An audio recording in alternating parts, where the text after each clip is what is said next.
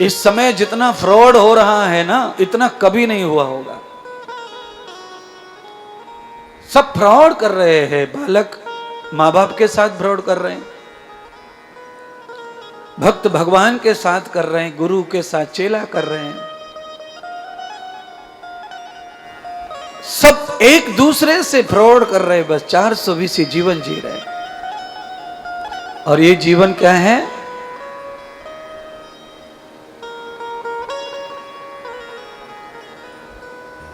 यही कठिन माया का जीवन है। और इस मायावी जीवन को कैसे काटें? तो भगवान सुखदेव जी का जब जन्म हुआ, तब भगवान विष्णु ने स्वयं बताया कि भाई देखो, तुम मेरी माया की वजह से नहीं आ रहे, धरती पर प्रकट नहीं हो रहे हो, और 12 साल लगा दी तुमने पेट में पर बाहर नहीं आ रहे, और 9 महीने कोई रहना नहीं चाहता गर्भ में, मलमूत्र में, और तुम 12 साल से पड़े हो।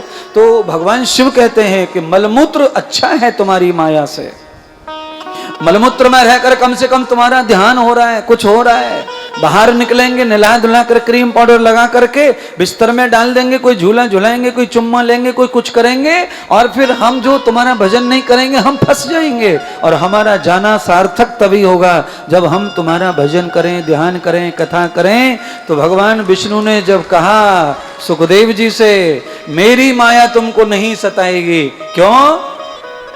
क्योंकि तुम मेरी कथा गाओगे। अगर मेरी कथा गाओगे तो मेरी माया तुम्हें सता सकती नहीं है।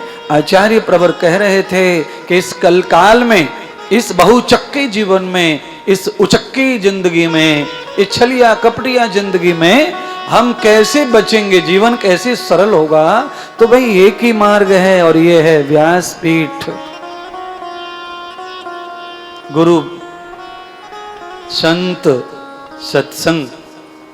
जो भगवान की इस परम पावन कथा से जुड़ा हुआ है वो माया से बचा रहेगा।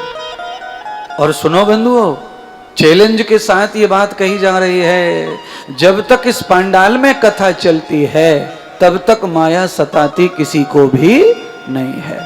महाराज, सारे लोग बाथरूम भी रोक के बैठ जाते हैं, इतना कठिन काम है कथा का।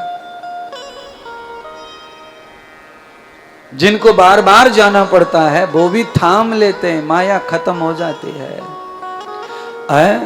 आपको क्या लगता है, ये पंखे, ये कूलर आपको शांति दे देंगे? घर में नहीं है पंखा कूलर, घर में एसी नहीं है क्या?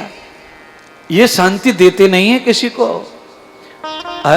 जब हम इतना घमाघस, बॉडी के टेम्परेचर कितना हैवी होता है, एक दूसरे से बॉडी टच करके एक दूसरे में घुसड़ के बैठे हो, उसके बाद भी माया तुम्हें परेशान नहीं कर रही है, तो ये सिर्फ कथा का प्रभाव समझ लो, इसे जान लो।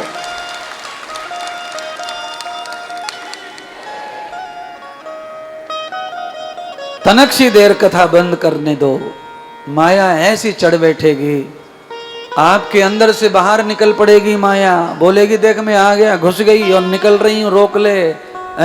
बचर बचर बचर बचर बचर बचर 5 मिनट कथा बंद होने दो, माइक खराब हो जाए या लाइट चली जाए, उसके बाद पांडाल का हाल देखो, कैसी कैसी फिल्म चले, कैसी कैसी बतरामण, कैसे कैसे काम शुरू हो जाए। अरे भैया ऐसा कह रहे, ये 1.5 घंटा से तू बैठा है, जरा उधर खिसक जा, इधर खिसक जा, कब से घुसड़ के बैठी है, मुझ में घुटना जम गया, मेरे निशान बन गया है। और जब से कथा चल रही थी घुटना कमर में लगा था, कोई बोल नहीं रहा था, जैसे ही टाइम मिला माया प्रकट हुई, घुटना दिखा और दर्द दिखा और ताहिना दिखा, उल्हाना दिखा।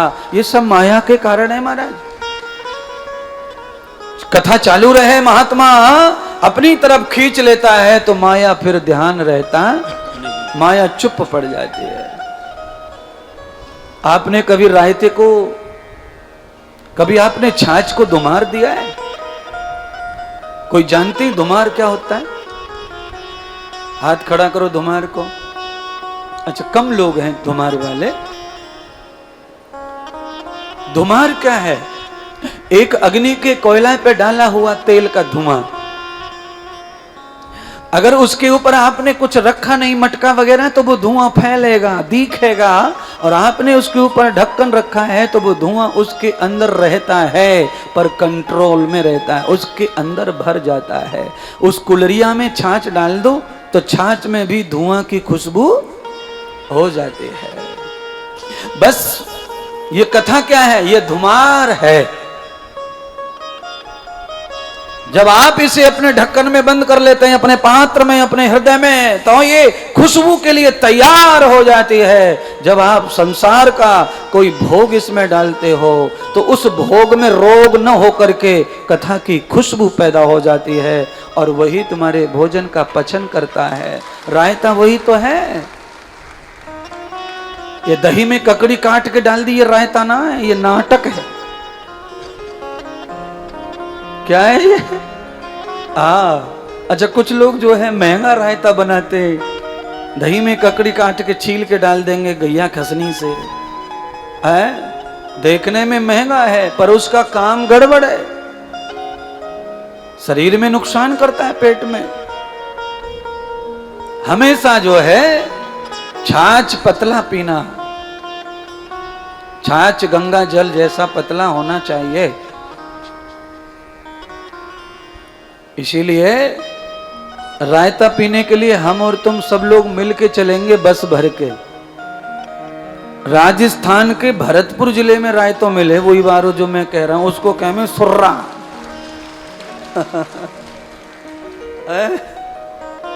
बूंदी के लडुआ की दावत के पीछे मिले, सब पेट भर के डकार मारे, तब पीछे आवे परोसवे वारो, हाँ जी रायतो, हाँ जी रायतो। तो लोग भर भर के कुल्लड़ पी में 3-3, उसके बाद में महाराज फिर भूखने लग जाए, फिर से भूख आ जाए, 2 मिनट में भूख इतनी जल्दी हजम कर दे बूंदी के रायतो, लड्डू ने चूरमा है। भरतपुर के लोग इस समय टीवी पर बैठे होंगे, सुन रहे होंगे तो कितने खुश हो रहे होंगे महाराज। भरतपुर के मच्छर मसूरे तुमने रायतो मसूर कर दियो।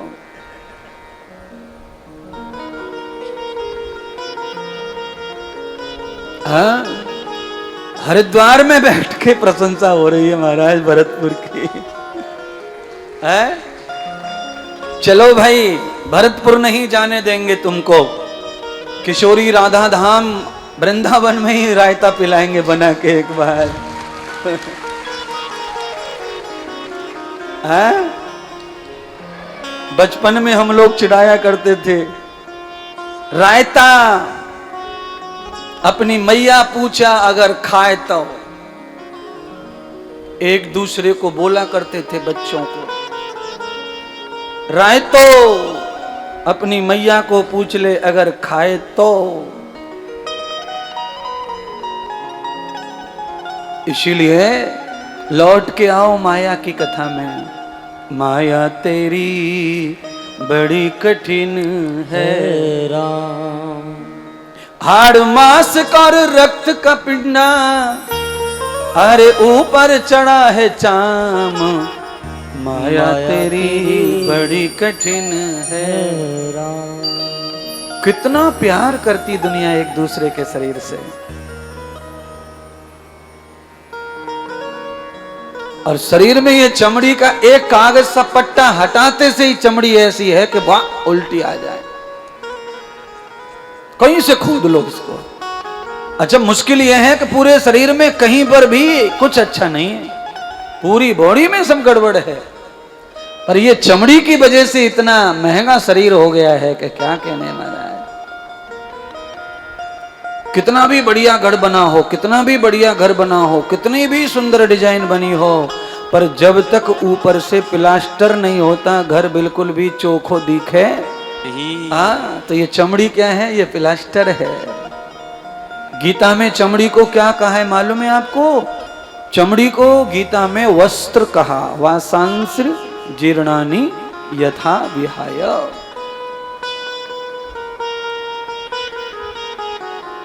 अर्जुन, भीष्म द्रोणा कृपाचार्य मरे नहीं है, क्या हुआ है गुरुदेव? तो कहा वासांस जीर्णानि, उनका जो कपड़ा था वो पुराना हो गया था, उसे उतार कर नया वस्त्र दान कर दिया है।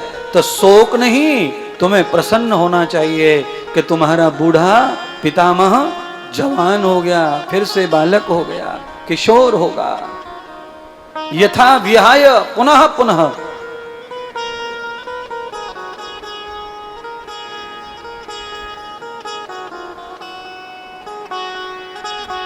तो अजब ये चीज है महाराज।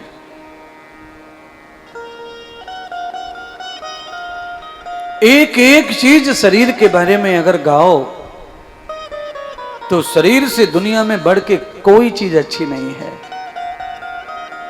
सबसे महंगा, सबसे दिव्य ये शरीर है। क्यों?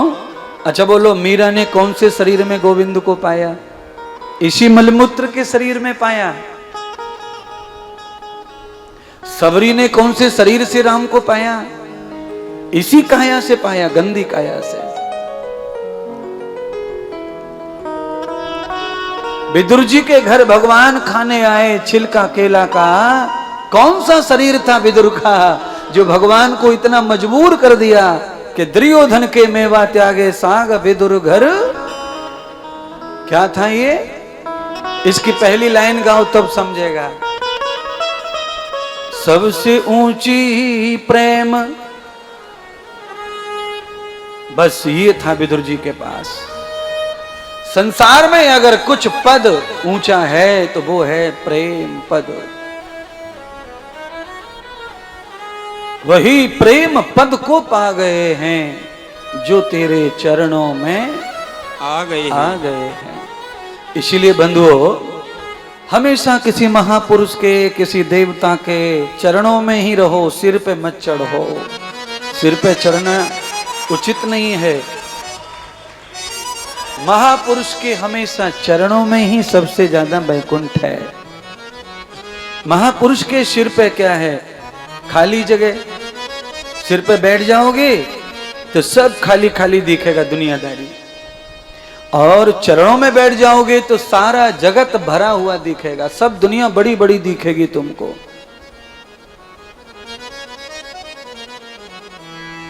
ऊंचे चढ़ जाओ सब छोटा छोटा दिखता है। अच्छा, प्लेन में से कैसा दिखता है बंबई? प्लेन में से हरिद्वार कैसा दिखेगा? छोटा छोटा। आप जितने ऊंचे दुनिया उतनी छोटी दिखती है, और आप जितने नीचे, जितने छोटे दुनिया उतनी बड़ी दिखती है। इसलिए अपने गुरुदेव का, अपने संत का, अपने भगवत चरणों का ही चरण सेवन करो, वहीं से सारी दुनिया बड़ी दिखेगी और आप भी बड़े दिखेंगे वहां से। अच्छा बोलो, राम जी ने बड़ा किसको बनाया? बगल में खड़े होने वाले को कि चरणों में बैठने वाले को? आप बताओ। चारों युग प्रताप तुम्हारा। कौन है ये भैया? पवन सुत हनुमान। अच्छा, उनके भाई भी तो है ना, लक्ष्मण, राम, भरत, शत्रुघ्न। तो राम के भाई भी तो हैं अगल बगल बगल बगल। तो भरत को दे देते। भरत को भी पदवी दी उन्होंने, संत की दी, पर तू संत है। लक्ष्मण को पदवी दी, तू सेवक है। शत्रुघ्न को पदवी दी, तू शत्रुओं को नाश करने वाला है। पर हनुमान जी को क्या दी पदवी? चारों युग प्रताप तुम्हारा। क्यों भाई ये पदवी क्यों मिली हनुमान जी को? बोलो ना, जोर से बोलो।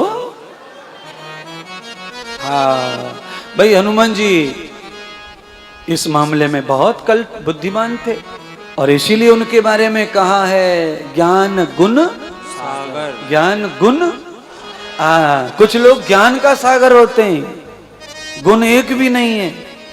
कई लोगों ने तो ट्रिपल पीएचडी कर रखी है। प्रोफेसर लोगों ने ट्रिपल 3 पीएचडी कर रखे है, और बट की भूसी आता नहीं है। तमाकू चबाते रहते हैं, दाढ़ में धर के तमाकू खाते रहते हैं, सिगरेट पीते रहते हैं, और डबल पीएचडी कर रखी है। उनको ये भी ना पता कि सिगरेट से क्या होता है। तो क्या भाड़ है पीएचडी? इसीलिए हनुमान के साथ में ज्ञान के पीछे जो लगाया है वो जरूरी है। क्या है वो? ज्ञान गुण सागर। ये आवश्यक है। ज्ञानी करोड़ों है महाराज।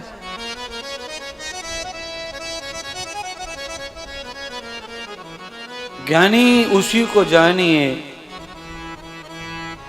जिसके पास में गुण का धर्म हो, गुण का धन हो। शादी के लिए क्या देखते हैं अपन? ज्ञानी लड़की देखते हैं, कितनी ज्ञानी है। हाँ, लड़की जब अपने बारे में कुछ बताती नहीं है तो अपन गुपचुप पंडित जी को पूछने जाते हैं, पंडित जी ये देखो, ये तारीख है छोरी की जन्म की, फलानो दिन है, फलानो ग्रह, यह देख के बताओ कि छोरी में कछु गुण फुन है कि ना है। हाँ, पंडित जी ने कहे 17.5 गुण है। कर लो। लोग पंडित जी की बातों में आ जाते हैं, शादी कर लेते हैं। कुल मिलाकर चाहे झूठी सही, पाखंड ही है, पर गुण देखे तो सही। तो क्या चाहिए जीवन साथी के लिए? गुण चाहिए, गुण। चाहे वो ज्ञानी ना हो, भोलो बाबड़ो होए, पर गुण बनता होए। ज्ञानी चारों वेद 6 शास्त्र का भी कुछ काम का नहीं है, और गुणवंता एक भी गुण किसी में है तो वो सब शास्त्रों से ऊपर है। एक गुण से आदमी पूज जाता है, एक गुण से उसकी पूजा हो जाती है। एक गुण अच्छा दिखाओ कौन सा है, उससे ही आप पूज जाएंगे, उससे आप आगे बढ़ जाएंगे। तो एक गुण कौन सा होना चाहिए आप में बताइए? सब अवगुण है, एक ही गुण अच्छा कर लो, कौन सा करना है वो? चलिए, तुमको नहीं समझे तो हमसे सीख लो, हम समझाएंगे। गुण कौन सा होना चाहिए वो सुनो। प्रेमी बनकर प्रेम से, प्रेमी बनकर प्रेम से, और तू झाड़ू रोज लगाया कर।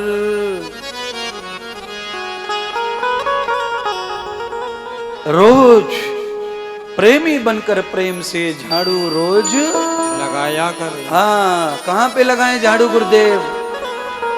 मन मंदिर में गाफिल होकर दर्शन नित नित पाया कर। मन मंदिर में गाफिल, गाफिल थोड़ा उर्दू का शब्द है ये।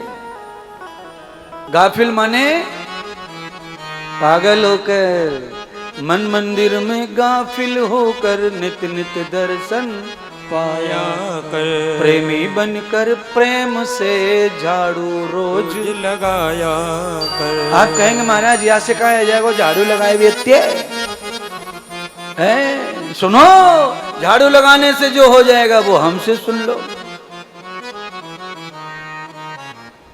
जो कल कहना था वो आज कह देते, क्या फर्क पड़ रहा है? अब ये एक बात बताइए कि माता सबरी ने राम को घर बुलाया, क्या करके बुलाया? प्रेमी बनकर प्रेम से झाड़ू रोज। हाँ, सबरी क्या करती थी? सबरी वो बुहारन करती थी, बुहारती थी। खाली बुहारना बोलते हैं कपड़े से, अपना जो पदरा है उससे कपड़े से मार्ग साफ करने को बुहारना बोलते हैं। उसमें झाड़ू नहीं लेते, वस्त्र पल्लू लेते हैं, अपना हृदय आंचल, आंचल से बुहारन करते हैं कि यहां से राम आएंगे, यहां से भगवान आएंगे, यहां से प्रभु आएंगे, कभी न कभी तो आएंगे। तो वो करती थी बुहारन। और भैया पल्लू का बुहारन तो कोई प्रेमी कर सकता है, जिसमें ज्यादा प्रेम हो, दिल हो, लगाव हो, भक्ति हो, और उसमें परम विश्वास बैठ गया हो किसी महात्मा के प्रति, वही पल्लू का पदरा कर सकता है। रोड पे कौन अपने पल्लू को खराब करेगा? ये झाड़ू बाड़ू लगाना अलग बात है, पर सबरी बुहारन करती थी। आप भी कर सकते हैं, पल्लू से भी बुहारन होता है। और पल्लू की जगह पर एक और शब्द है, उसको कहते हैं पलक। पलकों से भी बाहर होता है। आप पलकों से भी भगवान की राह को साफ कर सकते हैं। ये थोड़ी और कठिन प्रेमी की कथा है, ये थोड़ा और कठिन है। ऐसे ऐसे भक्त समाज में हुए हैं, जब मैं ये कथा कह रहा हूं, भक्त ऐसे ऐसे हुए हैं जिन्होंने आंखों के पलकों से भी भगवान की राह को साफ किया है। प्रेम का कोई तोड़ नहीं है, वो कितना भी ज्यादा हो सकता है, उसका कोई छोर नहीं है। जहां से शुरू हो जाए प्रेम वहीं से बस शुरू ही हुआ है। जब तक वो खत्म होगा तो मिट जाएंगे, तब तक मात्र वो शुरू ही है, अभी वो कहीं पहुंचा ही नहीं है। प्रेम ऐसी लीला है परमात्मा की, इसीलिए एक गुण होना चाहिए सब में, और वो है प्रेम का गुण। प्रेम से परमात्मा रीझते हैं। कृष्ण के बारे में तो यही कहा है, प्रेम के बंधन बंधे वो प्रेम रूप अवतार। प्रेम के कारण क्या क्या परमात्मा ने नहीं किया है? प्रेम के कारण आप भी तो प्रेम करते ना अपने घर वाले से। मैडम लोग, आपका घर वाला भी तुमसे प्रेम करता है, पर केले का छिलका कभी खा के दिखाओ, उसका झूठा पता चल जाएगा तुम्हारे प्रेम का है?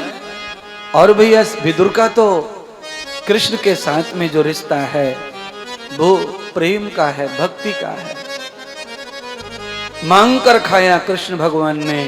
विदुर जी ने कहा कि प्रभु आज बड़ी बदकिस्मती है कि मेरे घर कुछ रहा नहीं अब खाने के लिए। आपके आने से 2 मिनट पहले मैंने केला खा लिया, बचा वही था, और आज तो भोजनालय में जो है मटकी में हांडी में सब्जी वब्जी भी खत्म हो गई महाराज। आप पहली बार आए थे तो बथुआ मिल गया था, अब तो बथुआ भी ना, अब क्या करें। तो विदुर जी छुपा रहे थे केले के छिलके को, तो भगवान ने छुपा हुआ केले का छिलका हाथ में लिया, और सुदामा भी छुपा रहे थे तो भगवान ने उसके भी हाथ से छुपा हुआ तंदुल लिया। तो भगवान की तो ये लीला है महाराज, तो प्रेम के बस में है परमात्मा। इसीलिए एक भजन गाते हुए कथा को आगे बढ़ाते हैं। प्रेम की बात जमाने से निराली देखी, प्रेम से फल फूलती हुई हर एक डाली देखी। प्रेम इंसान को हैवान बना देता है, प्रेम इंसान को शैतान बना देता है। प्रेम इंसान की पहचान करा देता है, प्रेम पत्थर को भी भगवान बना देता है जरूरत प्रेम की भगवान पाने के लिए, है जरूरत प्रेम की भगवान पाने के लिए, है जरूरत प्रेम की भगवान पाने के लिए, है जरूरत प्रेम की।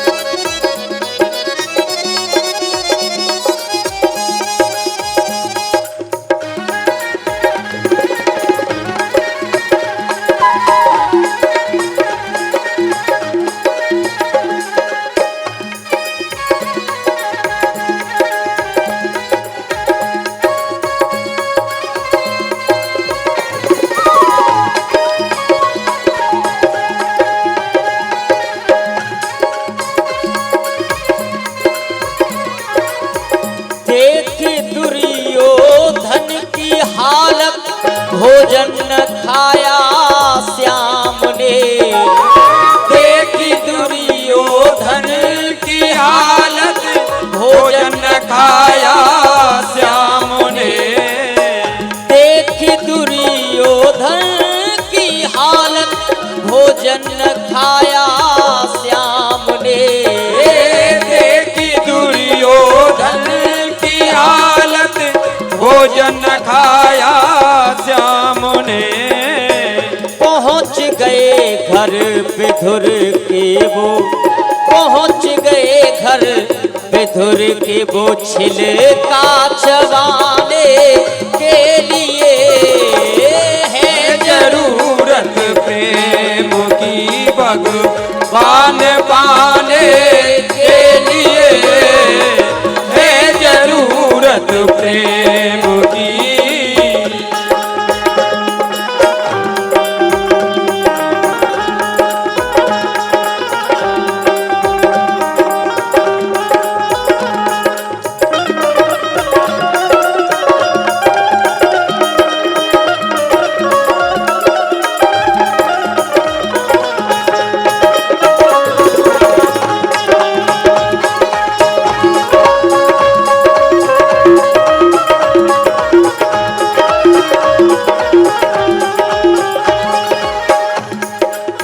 देखी मीरा जी की हालत, श्याम प्याले में छिपे।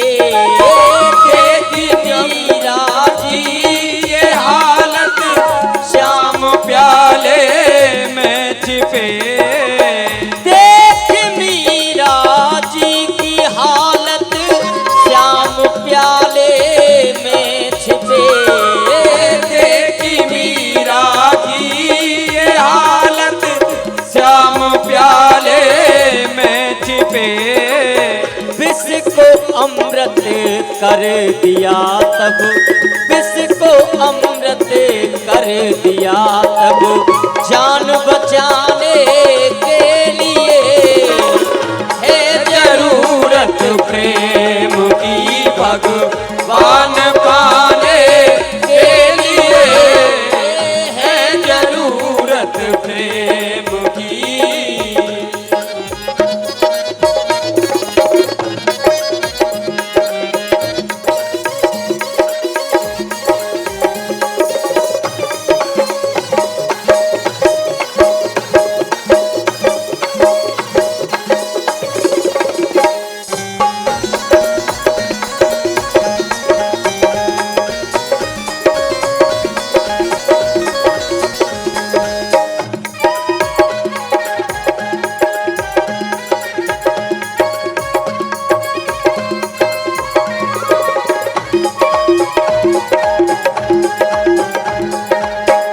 देख नरसी जी की सेवा, सेठ सावलिया बने। देख नरसी जी की सेवा, सेठ सावलिया बने।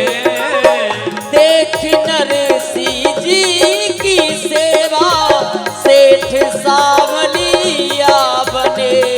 देखी नरसी जी की सेवा, सेठ सावरिया बने।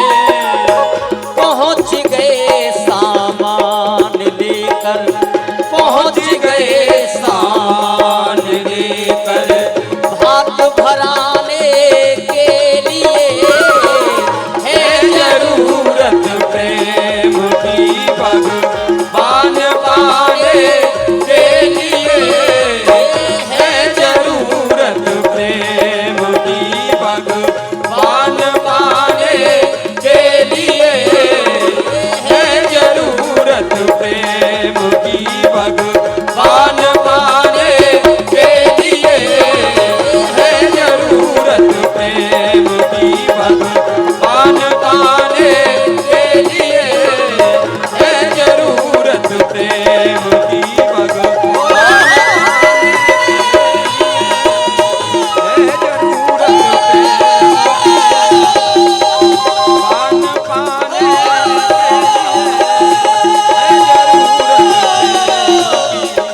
है जरूरत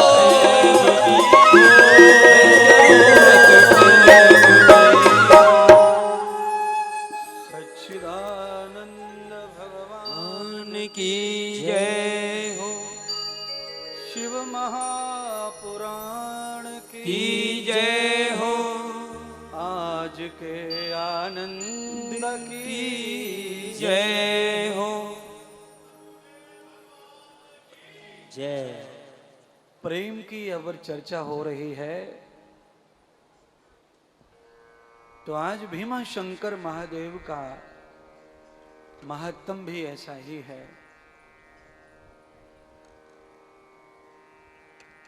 भगवान सूत जी ने शौनक आदि ऋषियों को त्र्यंबकेश्वर महादेव का दृष्टांत सुना करके भीमा शंकर का दर्शन कराया।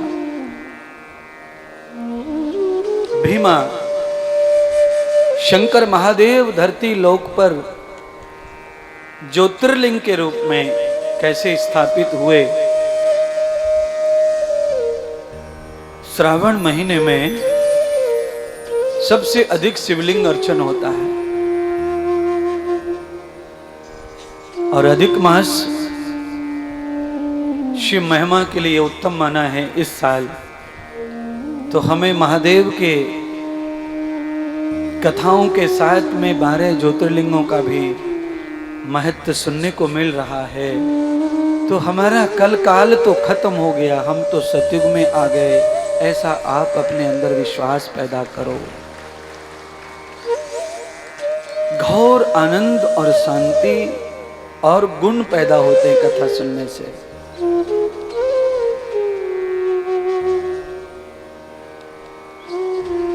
दंडकारण्य में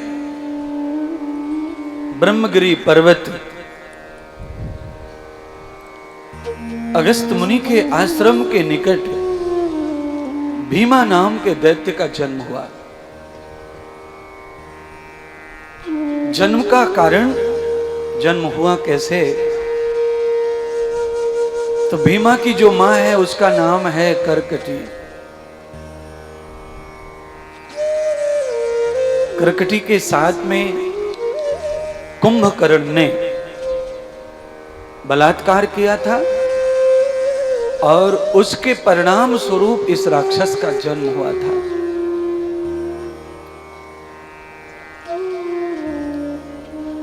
रावण के भ्राता कुंभकर्ण का पुत्र होने के नाते ये बहुत बलवान था।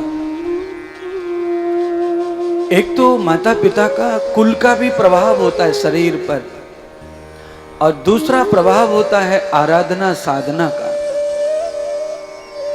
आपकी साधना क्या है, आपका उपासना क्या है, आप किसको आराध्य करते हैं।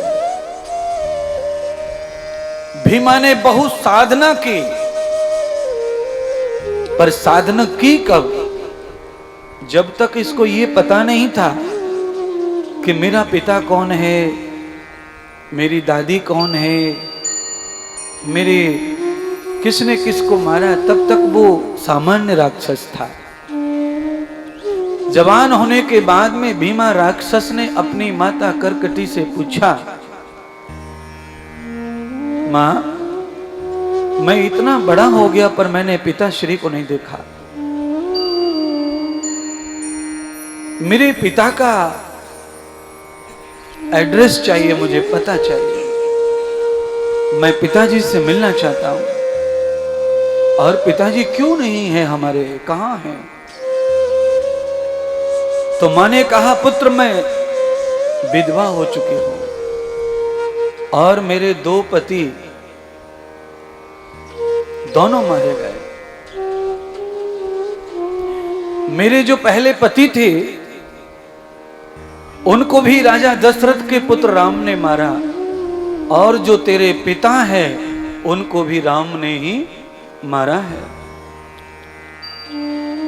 भीमा दैत्य को जब ये पता चला कि मेरे पिता को और मेरे मां के पति को मारने वाला राम है, वो कौन राम है क्या है वो उसे कुछ पता नहीं, पर पिता के प्रतिशोध में, अपनी मां का जो पति है उसके प्रतिशोध में उसने हल्ला मचा दिया। तो कहा, माता आपके पति को राम ने क्यों मारा? तो कहा, मेरे जो पति थे वो इंसान का मांस खाते थे, वो बहुत दुर्दम राक्षस थे। एक बार भगवान श्री राम के परम भक्त श्री सुतीक्षण महाराज, मैंने कहा ना प्रेम की कथा सुनाएंगे भीमा शंकर की, ये जो सुतीक्षण महाराज है ये अति प्रेमी है राम के। और ये कैसे प्रेमी है कि ये एक वाक्य गुरु का कान में सुना, उसी को पूरा करने के लिए इन्होंने अपना पूरा जीवन एक पेड़ के नीचे गवा दिया, पूरा जीवन पेड़ के नीचे निकाल दिया। अगस्त मुनि के शिष्य हैं सुतीक्षण महाराज। सुतीक्षण महाराज ने कहा था, गुरुदेव मुझसे दक्षिणा ग्रहण कर लो, आपने मुझे मंत्र देकर शिष्य अपनाया है। और आप सुनिए, शिष्य बनकर हम किसी सन्यासी गुरु के पात्र बन जाते हैं तो हमें ढेर सारा एहसान मानना चाहिए सन्यासी का कि हम निकम्मों को उन्होंने स्वीकार किया। आप अपने आप में अच्छे मानते होंगे पर आप अच्छे हैं बिल्कुल नहीं।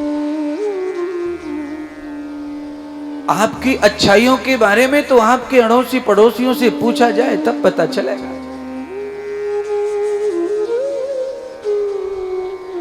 कि आप कितने अच्छे हैं। देखने में तो लड़का खूब सुंदर दिखे पर पड़ोसी से पूछो तो सगाई टूट जाए,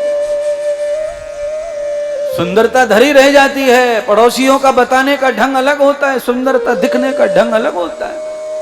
तो आप में जो अच्छाइयां दिख रही हैं ये अलग हैं, और जो बुराइयां हैं वो दिख नहीं रही वो अलग है, वो पड़ोसी ही बताएगा।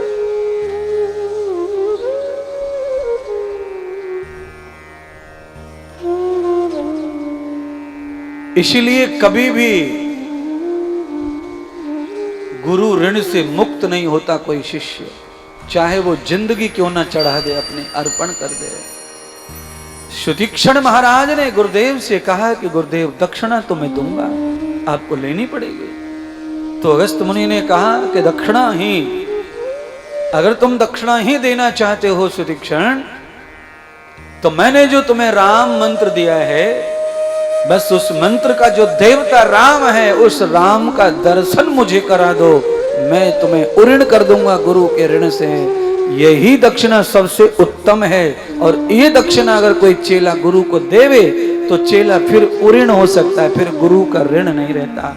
मंत्र का देवता गुरु के सामने ले जाकर गुरुदेव को दर्शन कराना, जैसे श्रवण कुमार ने क्या करवाया अपने माता पिता को, है तीर्थों का दर्शन कराया, तो उन्होंने भी उऋण होने का काम किया। मर गया उऋण हो गया ऋण से, सेवा करते करते ये उऋण हो गए। दर्शन श्रवण कुमार ने दर्शन कराया तो उऋण हो गए।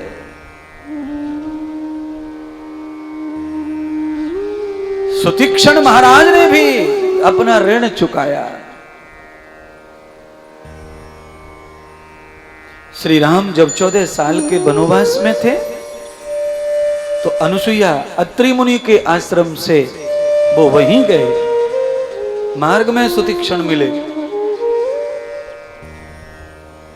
तो जब सुतीक्षण महाराज ने राम से कहा, प्रभु मेरी जान बचाओ, ये राक्षस मेरे पीछे पड़े हैं, मुझे खाना चाहते हैं, अनेक ऋषि मुनियों को खा चुके हैं, आप मेरी जान बचाइए। तब भगवान श्री राम ने सुतीक्षण की जान बचाने के लिए करकटी राक्षसी के पति का वध किया। फिर भीम ने पूछा कि मेरे पिता को क्यों मारा राम ने, तो कहा भगवान श्री राम की पत्नी को तुम्हारे पिता के बड़े भाई रावण ने हरण कर लिया, और जब वो वापस नहीं की तो राम राजा बलवान, वो अपनी सेना के साथ में युद्ध किए, बस उसमें तुम्हारे पिता मारे गए। दोनों की दोनों अपराधियों को सुन के भी पिता का प्रतिशोध लिया राक्षस ने। दोनों दुष्टों का पता चल गया भीमा राक्षस को कि मेरा पिता दुष्ट था, ऋषि मुनियों को खाता था, मेरा पिता दुष्ट था, माता का हरण करने वाले का संग दिया। ऐसा नहीं सोचा उसने। उसने सोचा कि वो मेरा पिता था और मेरे पिता को जिसने मारा मैं उसे नहीं छोड़ूंगा।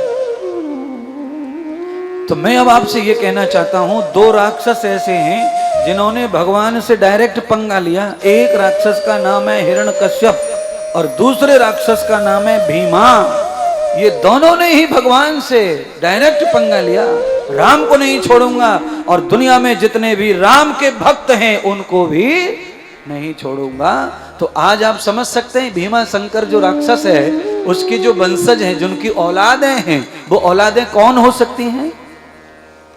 जो राम भक्तों के ऊपर प्रहार करते हैं वो सब उन्हीं राक्षसों की औलाद हैं, वो सब उन्हीं का वंश है। अब उनमें कुछ तुम में से भी हैं, तुम में से भी कुछ नकली हिंदू, नकली सनातनी, राम भक्त की टांग खींचने वाले जो लोग हैं वो ऐसा नहीं है दूसरे धर्मी है ना। अरे हिंदू धर्म में आधे से ज्यादा लोग वही हैं जो टांग खींचते हैं।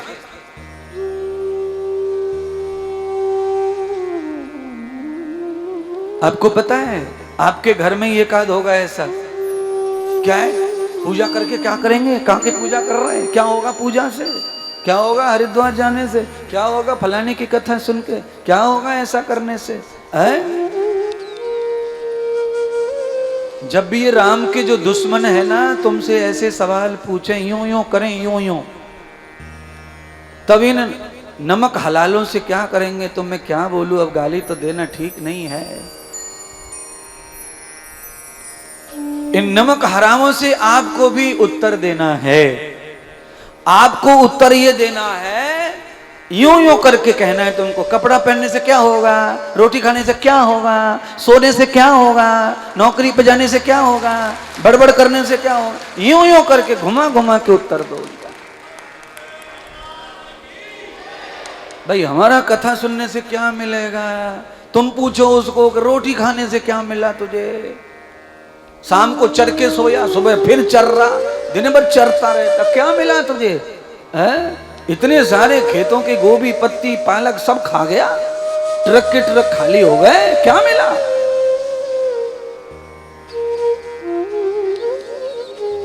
किसी का दोष नहीं है, दोष है बीज का।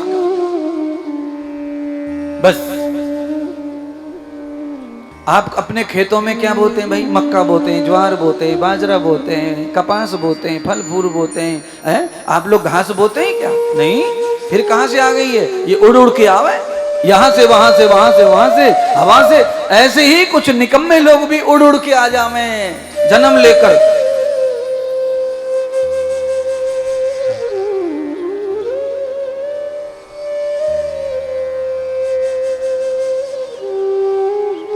तो क्या होगा भैया?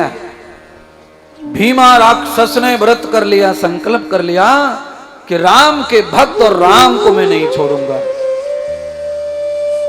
ये कहां गया मालूम है आपको? ये गया आज शुक्राचार्य जी के पास। अभी तक इसने गुरु नहीं ढूंढा। आज इसको पता चला कि अब शक्ति की जरूरत है तो ये गुरु के पास गया।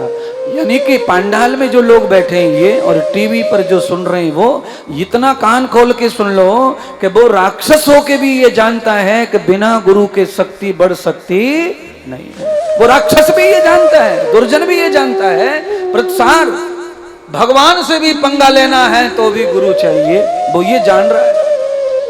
पर बोलो, कुछ लोग इतने सज्जन हैं, कुछ लोग इतने सीधे हैं, उनको अभी तक ये विचार पैदा नहीं हो रहा है कि हमारी शक्ति क्यों नहीं बढ़ रही है, क्या कमी है। हम इतना काम करते हैं, हम इतना यश करते हैं, इतना ये करते हैं, उतना वो करते हैं, फिर भी हम सब फेल क्यों हैं। उनको समझ में नहीं आता कि हमारी फेल होने का फेलियर क्या है। तो मैं कहना चाहता हूं तुम्हारा फेलियर एक है और वो है कि तुम्हारे जीवन में जो जगह खाली है, रिक्त स्थान, वो गुरु का है। उसे भरो, पूरा का पूरा तुम्हारा आंसर क्लियर हो जाएगा और तुम्हारा प्रश्न समाधान सिद्ध हो जाएगा, फिर तुम्हें नंबर मिलेंगे। हमारे पौराणिक महात्मा संत कहते हैं कि बिना गुरु के किसी पूजा पाठ का फल मिलता नहीं, तीर्थ का फल मिलता नहीं, गंगा नहाने का फल मिलता नहीं, बाप का श्राद्ध करने का फल मिलता नहीं, पिता को जलाने का भी फल मिलता नहीं, गुरु के बगैर। मतलब गुरु के बगैर का मतलब है गुण के बगैर। गुरु माने गुण, गुरु माने क्या? गुण। शरीर माने गुरु नहीं है, किसी शरीर में गुण है गुरु का, इसीलिए गुरु। मौसमी माने क्या? गुण। एक फल में ऐसा रस निकलता है, उसमें विटामिन सी, ई ज्यादा पाई जाती है, उसे आप मौसमी समझ लो, संतरा समझ लो, नींबू समझ लो। आप कहेंगे कि उसमें फाइबर, तो वो तो फिर आपको सेब की तरफ जाना पड़ेगा। यानी कि ये सारे लॉजिकल जो मैं लैब के जो डॉक्यूमेंट्स बता रहा हूं, ये इसलिए बता रहा हूं कि आपको समझ में आ जाए कि बिना गुण के किसी भी फल को समाज में पूजा जा सकता नहीं है। मौसमी खाने से वजन नहीं बढ़ेगा, वजन कम होगा। विटामिन सी से वजन कम होता है। केला खाओ, वजन बढ़ाओ। दुनिया भर का उसमें फाइबर होता है, प्रोटीन होता है, दुनिया भर का वजन बढ़ा लो। जितना खाते जाओ वजन बढ़ाते जाओ, खाते जाओ वजन बढ़ाते जाओ। पर मौसमी रोज खाने से, आधा नींबू रोज खाने से बाल नहीं जाएंगे खोपड़ी के। एक फायदा मिलेगा, आधा नींबू रोज खाने से बाल बचते हैं खोपड़िया के। बालों को बड़ी शक्ति मिलती है? आधा नींबू रोज खाया करो। जिनके बालों का ज्यादा प्रॉब्लम है, बाल अच्छे रखने हैं, बालों से शोभा बढ़ती है शरीर की, तो आप आधा नींबू खाओ, एक मौसमी रोज खाओ, एक संतरा चबा चबा के खाओ दाढ़ से। दाढ़ से चबा चबा के खाएंगे तो फायदा होगा। जूस पी लिया, गिलास भर के चले गए हर की पौड़ी पे, वहीं जूस मार आए, तो जूस तो पाइपलाइन से निकलेगा नीचे से, वो बालों में ना जावे जूस, ये ध्यान रखना।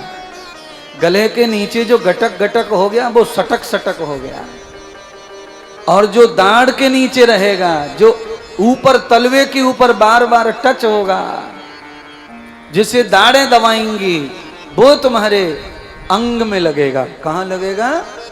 अंग में लगेगा वो।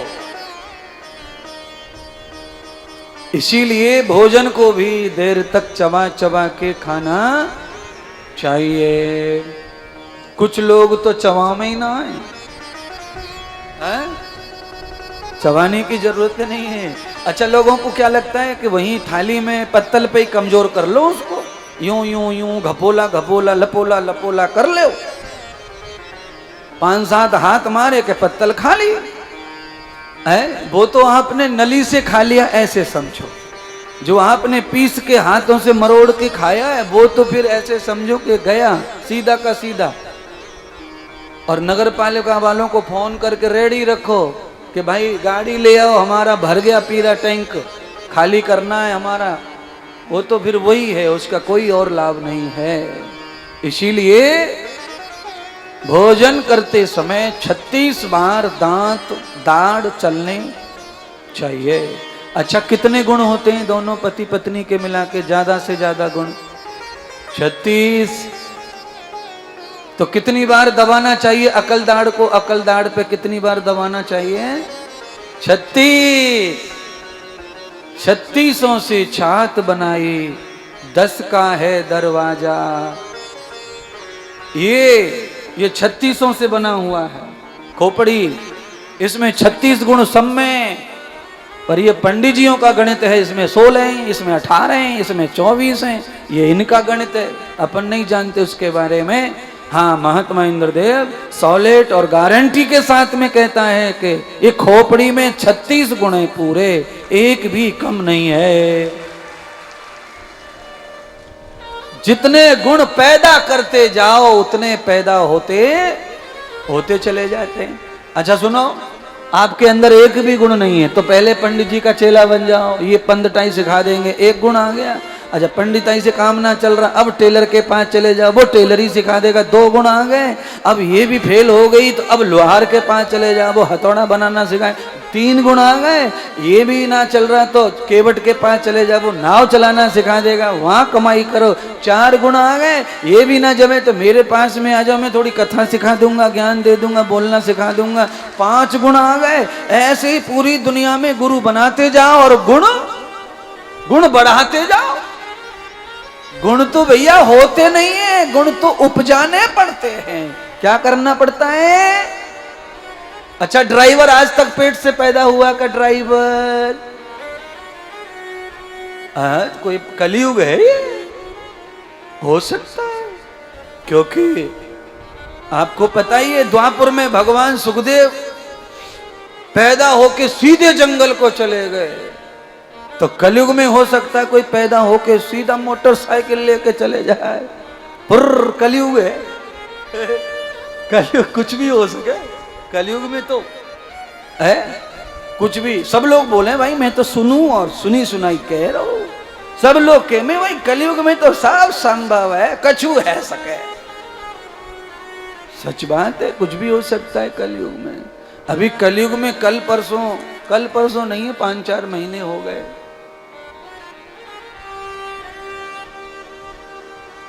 एक पीपल जो है वो रोटी खा गो, बताओ कलयुग। रोटी, खीर, पकौड़ी, कचौड़ी पीपल देवता खा गया, बड़ा हल्ला मचा पड़ा है। अच्छा रोटी खाने को वैसे पंडित जी क्या जरूरी है? 5-4 रोटी थाली में धरी है, वो सब समाप्त करनी है, तो क्या जरूरी है शरीर में? मुख, पेट, यानी इंद्री होना जरूरी है। पीपल को तो इंद्री है नहीं, पर रोटी खा कैसे को? पराठे। सोशल मीडिया पे हल्ला मचा, ओ, ओ, ओ। बस जो खाते हैं उन्हें कोई खिलाता, जो नहीं खाते उनको सब खिलाते और बुलाते हैं। दुनिया भर के भूखे टूटे लोग पड़े बेचारे, कोई ना पूछ रहा, और जो ठूस ठूस के भर रहे हैं उनके लिए लाइन लगी पड़ी है, लाइन लगी पड़ी है महाराज, और भूखे टूटे को कोई ना पूछ रहा।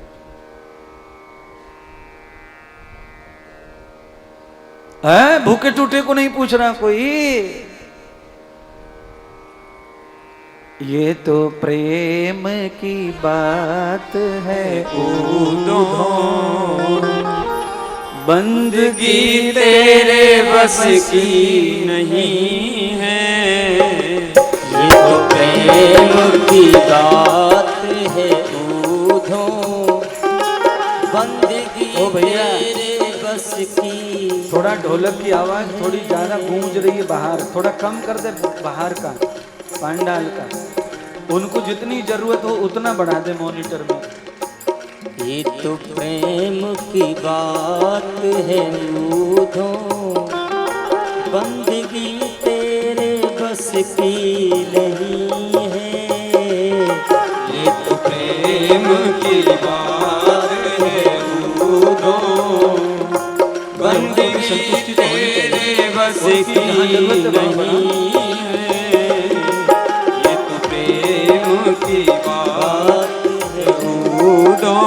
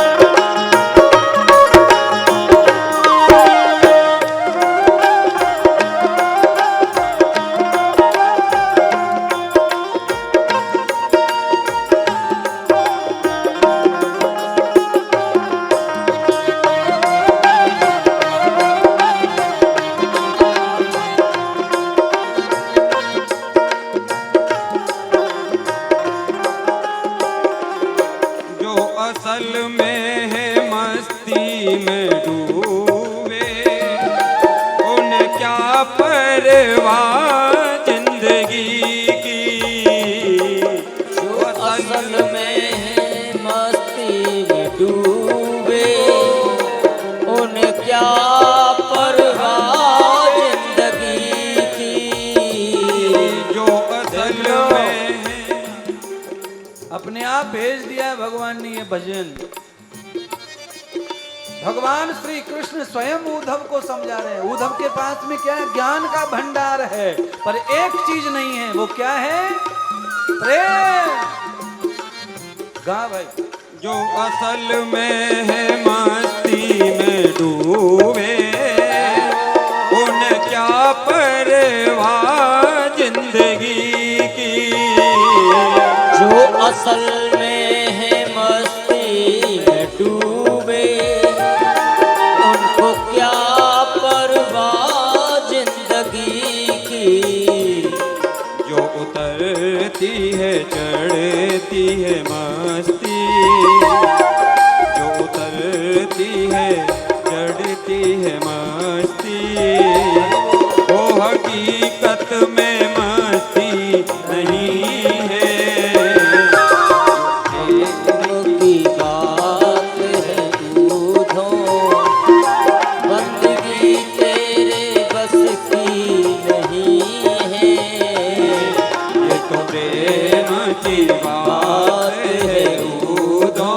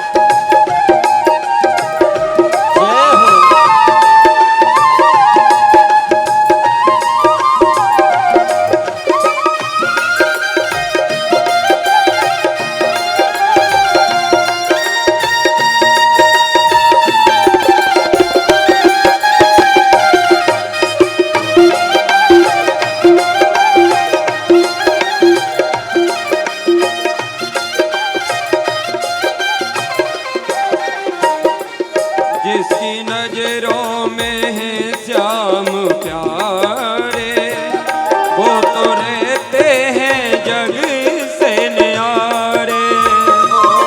जिनकी आँखों में है श्याम प्यारे, वो तो रहते हैं जग से न्यारे। जिसकी नजरों में है श्याम प्यारे, वो तो रहते हैं जग से न्यारे। जिनकी आँखों में है श्याम प्यारे, वो तो रहते हैं जग से न्यारे। जिसकी नजरों में मोहन समाए, जिसकी नजरों में मोहन समाए, वो नजर फिर तरसती नहीं है। ये तो प्रेम की बात है उधो, बंदगी तेरे बस की नहीं है। ये तो प्रेम की बात है उधो, बंदगी तेरे बस की नहीं है। ये तो प्रेम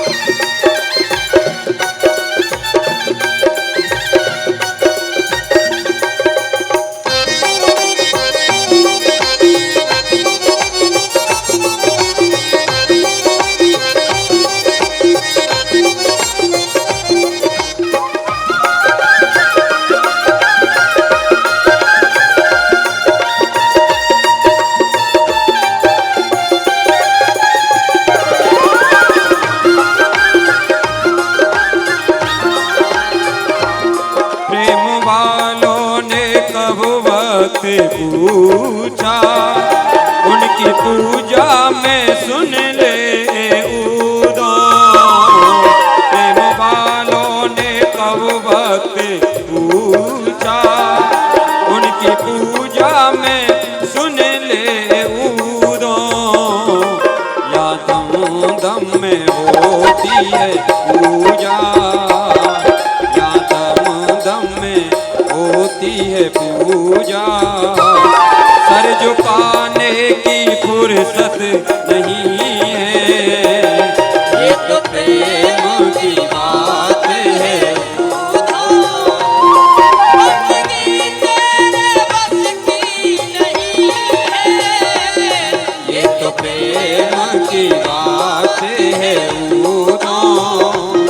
बंदगी तेरे बस की नहीं है, बंदगी तेरे बस की नहीं है, बंदगी तेरे बस की नहीं है।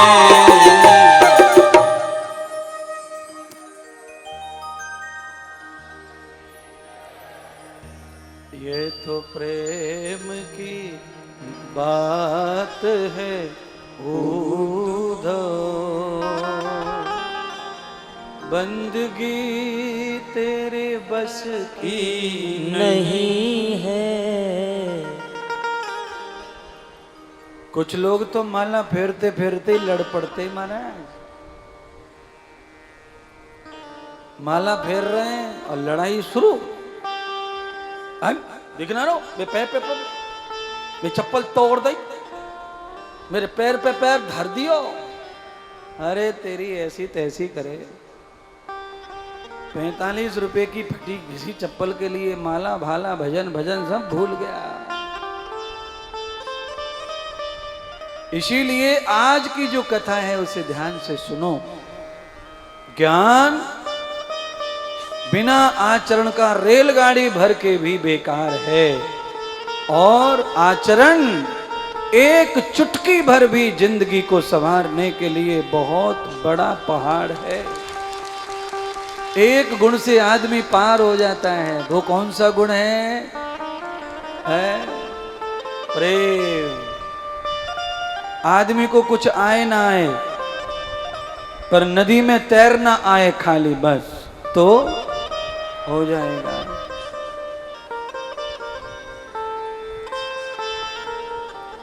पांच छह महात्मा नाव में बैठ गए। नाव में सवारी कर रहे, बढ़िया संस्कृत बोल रहे, श्लोक बोल रहे, जा रहे।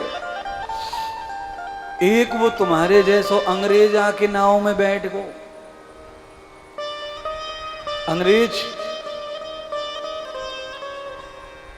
बात बात पे अंग्रेजी झाड़े। नाव में चढ़ गया। नाव वाले को क्या काम है? तू अंग्रेज हो चाहे हिंदी हो, पैसा दे और पार उतर। पर वो वैसा था, उसको बड़ी खुजली होती थी बोलने की। नाव में बैठा,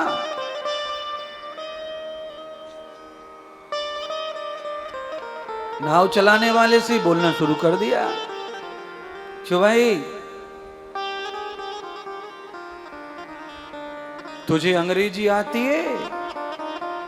केवट ने कहा नहीं, अंग्रेजी कहां से आएगी, हम तो अनपढ़ हैं, हमें तो हिंदी भी ना आती, हम तो अपनी भाषा बोलें। अच्छा, तुझे कार चलाना आता है? केवट ने कहा कभी देखा ही नहीं अपन ने तो ऐसा।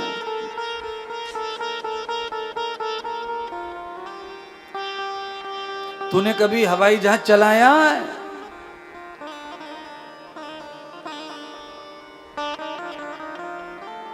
तुझे आता है चलाना हवाई जहाज? तुझे कागज पे चित्र बनाना आता है क्या? केवट ने कहा नहीं आता, नहीं आता, नहीं आता। भाई हम कुछ नहीं जानते, हम तो गंवार है, गरीब है, हमें कुछ नहीं आता।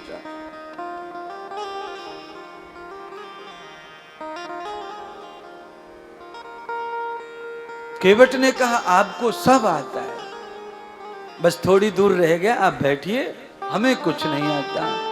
तो ऐसा योग आया महाराज कि अचानक नदी में ऐसे गोल गोल से चक्कर से खाने लग गो पानी, भंवर पड़ गया।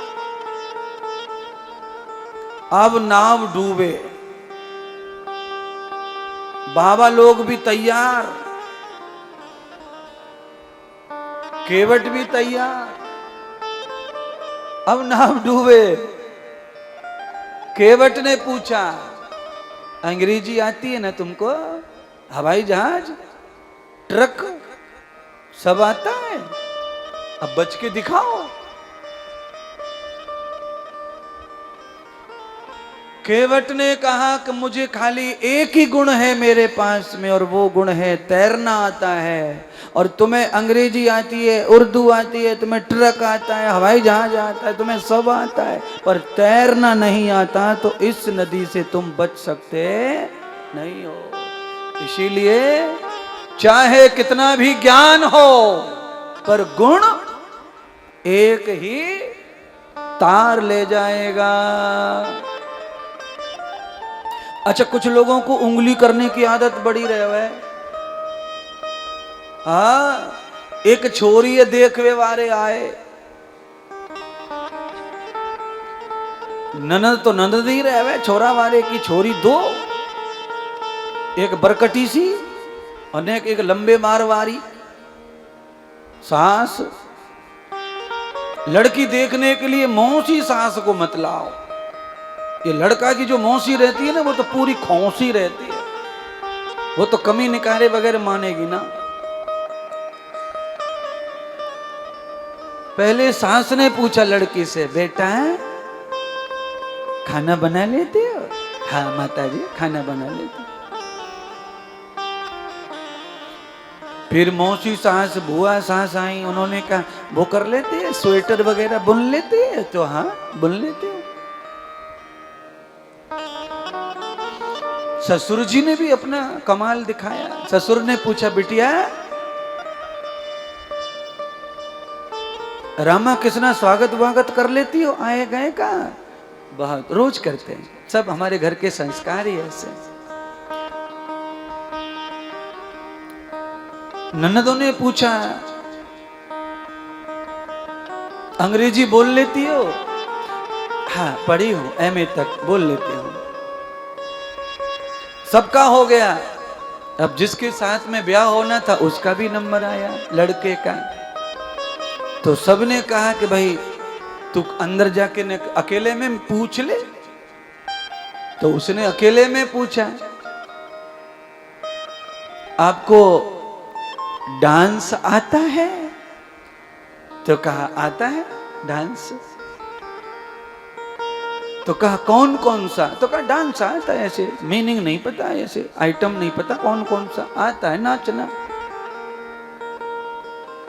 तो लड़की जो है नीचे से ऊपर तक भर गई गुस्से में। लड़की ने कहा कि इस घर में अपनी दार गरवे वारी इस घर में नहीं जमता अपना, तो फिर इनको जरा रायतो चटा के भेजो। हाँ, तो बाहर आ गए, लड़की बाहर ले आई, सब आ जाओ चौक में आओ, यहाँ पे आशीर्वाद मिलेगा, आओ। तो सबको लेके आके बैठ गई। सबने, लड़की ने कहा, सबने पूछा, मेरे को जो आता है, पर अब मुझे भी तो शादी करनी है, लड़के थे, मैं भी अब पूछना चाहती हूँ।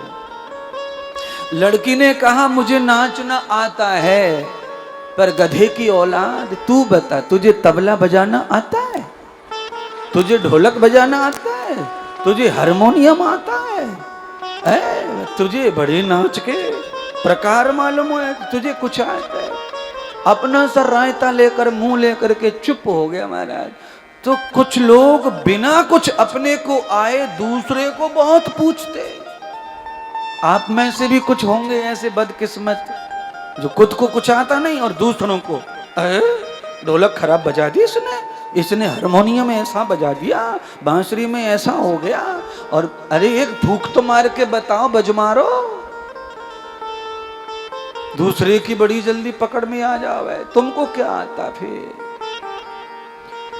इसलिए बंधुओं, अपने को ज्यादा भी कुछ आता हो तो भी कम रखो बताने में, क्योंकि ज्ञान वही है जो काम आ जाए। बकवास का ज्ञान किसी काम का नहीं है, कोई काम का नहीं है, है? एक आदमी को इतनी आदत बकवास करने की कि चलते फिरते सब में कमी निकाले, सब में कमी, कोई ना छोड़ा उसने जगत में कमी निकालने के साथ साथ। एक दिन तो इतना दुष्ट हो गया कि भगवान में भी कमी निकाल दी। देखो भगवान को, देखो ये क्या कर रखा है, सारी दुनिया को उल्टा सीधा बना के पटक दिया है। मैं अगर दुनिया को बनाता है तो सही सिस्टम से बनाता।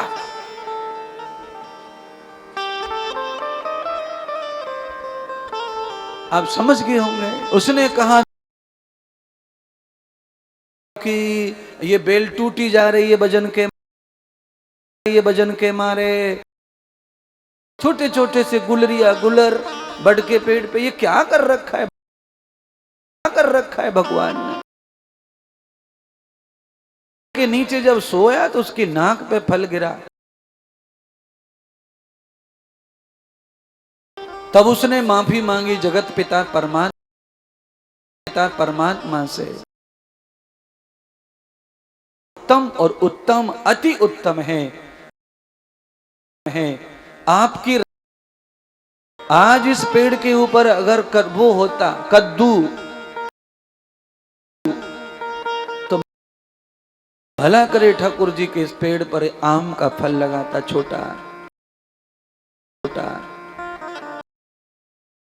दुनिया में लोग जब कमी निकालने पे आ जाएं तो फिर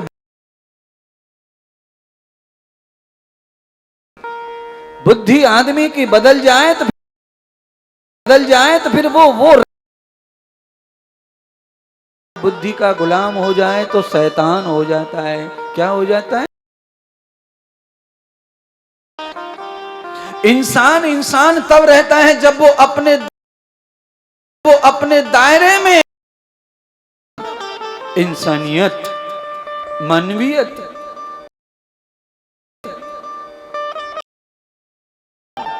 और ये दुनिया में सब लोग हैं। आप लोग भी कोई दूसरे में निकालते हैं, पर थोड़ी थोड़ी कमी को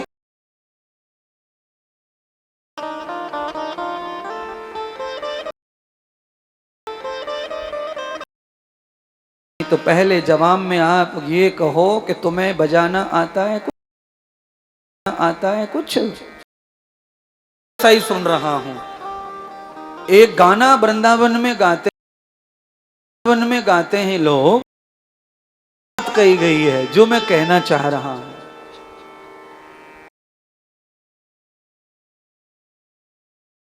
लाइन मुझे आधी अधूरी सी याद आ रही है, वैसे समझाने के लिए। गाने की लाइन है, सावरिया ऐसा गीत, मैं नाचूं तू गा गा। नाचना है तो तुम गाओ तो हम नाचेंगे।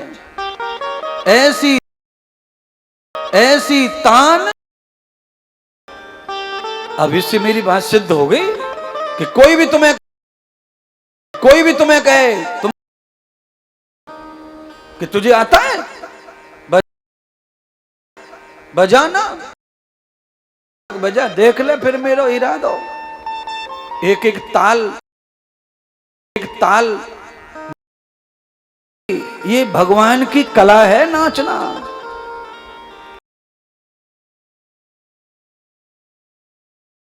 ऐसे गोल से चक्र में कृष्ण खड़े हैं, नटवर टेढ़े में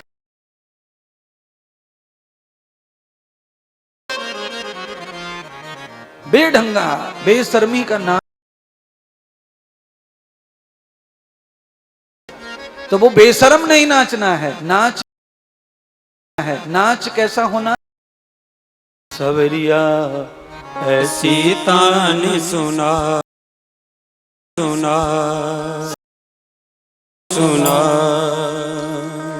ऐसी तान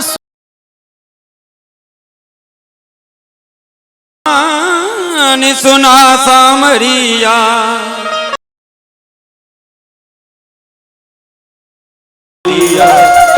सीता ने सुना सामरिया सीता ने सुना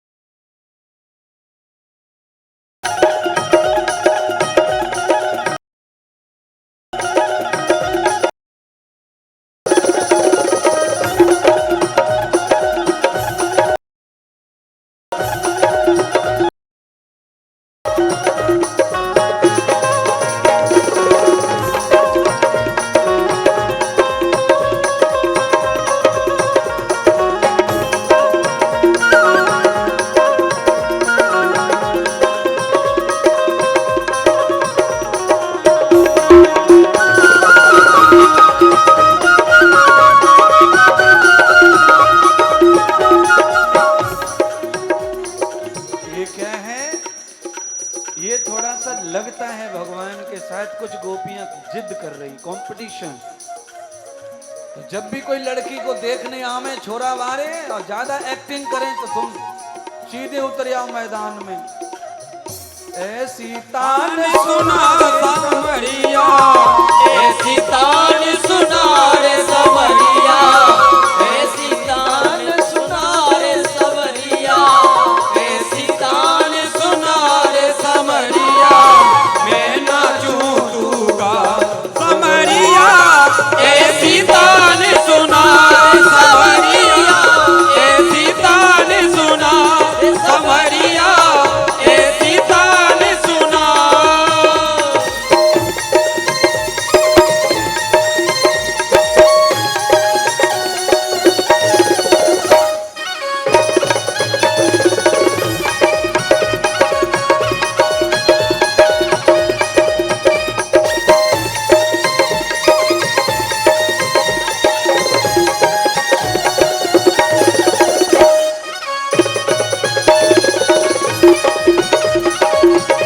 जय हो बाबा बिहारी लाल की।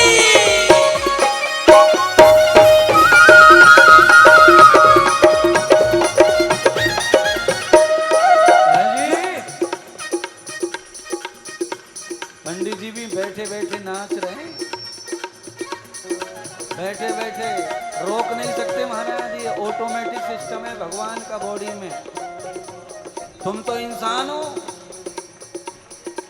जब बीन बजे ना तो कीड़ा निकल आवा भिल्ले में से और हट हट के झूम झूम के नाचे महाराज। शरीर को रोका जा सकता है पर तरंगों को रोका जा सकता है।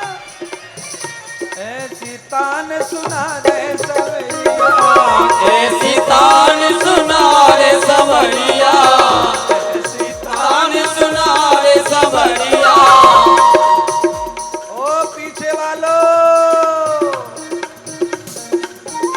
ऐसी तान सुना रे सामरिया, ऐसी तान सुना रे सामरिया, मैं नाचूं तू गा सामरिया, ऐसी तान सुना रे सामरिया, ऐसी तान सुना रे सामरिया, ऐसी तान सुना रे सामरिया, ऐसी तान सुना।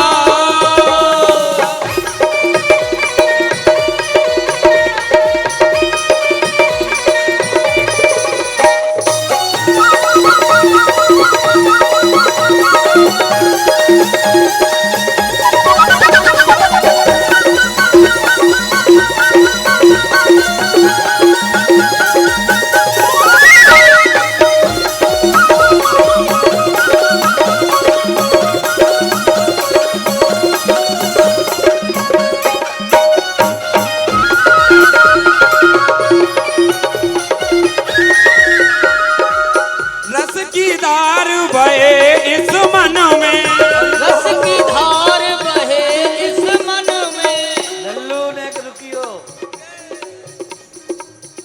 कुर्सी सोफन पे बैठी है, लाश बूढ़ी बूढ़ी है ना, मटक रही है अच्छे से।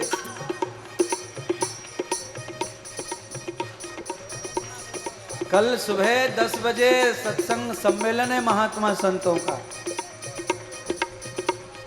10 बजे से 11:30 बजे तक अनेक मूर्तियों का दर्शन, प्रवचन। 12 बजे महाप्रसादी संतों की, और फिर 12:30 बजे आप लोगों का प्रसाद, और उसके बाद में फिर 1 बजे ऐसी तान सुना रे दिया, ऐसी तान सुना रे समरिया, ऐसी तान सुना समरिया, ऐसी तान सुना समरिया, ऐसी तान सुना समरिया, ऐसी तान सुना रे समरिया, ऐसी तान सुना।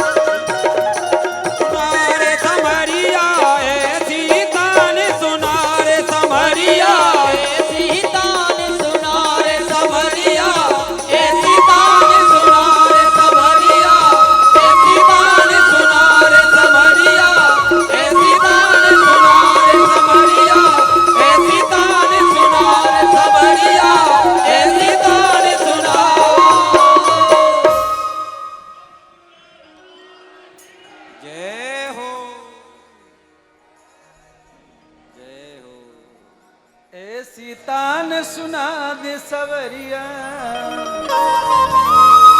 अरे तू ऐसी तान सुना सवरिया, ऐसी तान सुना। परस्पर देवो भव।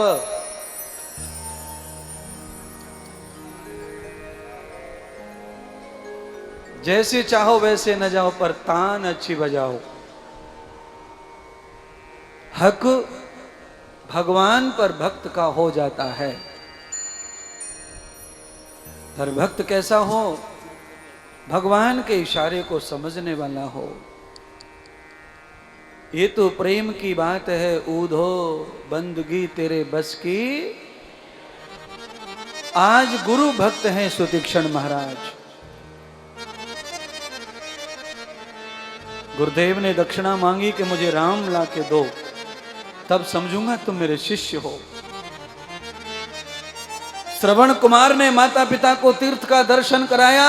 हर एक पुत्र का अधिकार है कि वो अपने माता पिता को राम का दर्शन कराए, वैकुंठ का दर्शन कराए। तब ही पुत्र सफल है, तभी पुत्र होना जायज है। अगर ये नहीं तो पुत्र ना जायज है, फिर किसी काम का नहीं है वो। रोटी कपड़ा और मकान दुकान इनको घेरने वाले तो गांव में और काफी है, फिर उसके लिए औलाद पैदा करने की कोई जरूरत नहीं है। हमारे मरने के बाद कौन संभाले को खेत है, कौन संभाले को घर है? अरे तुम मर के तो देखो, ये रोने वाले वही घुस जाएंगे घर में, चिंता मत करो। उसके लिए खुद की औलाद होना जरूरी। खुद की औलाद किस लिए चाहिए? इसीलिए चाहिए कि वो तुमको राम दर्शन, तीर्थ दर्शन करा दे। पर बड़ा कठिन है। तीर्थ दर्शन कराने वाली औलादें कुछ दिख नहीं रही यहाँ। बड़े बूढ़े जैसे तैसे अपने प्राण बचा बचू के भाग भूग के आ गए। औलाद तो उसमें भी रुकावट डाल रही है, जाने भी नहीं दे रही और करा भी नहीं रही। इसीलिए अपने माता पिता को, अपने गुरुजनों को परम तीर्थों का दर्शन कराएं। वो शिष्य अच्छे, वो बालक अच्छे, वो औलाद अच्छे।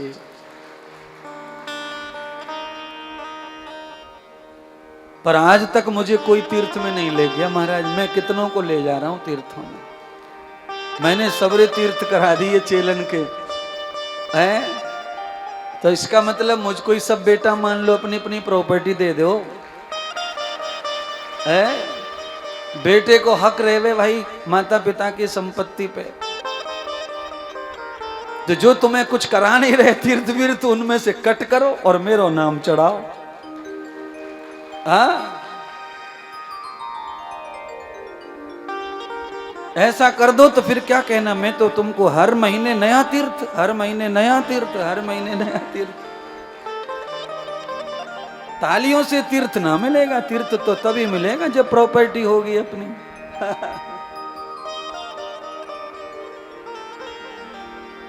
ऐसी तान सुना दे सवरिया,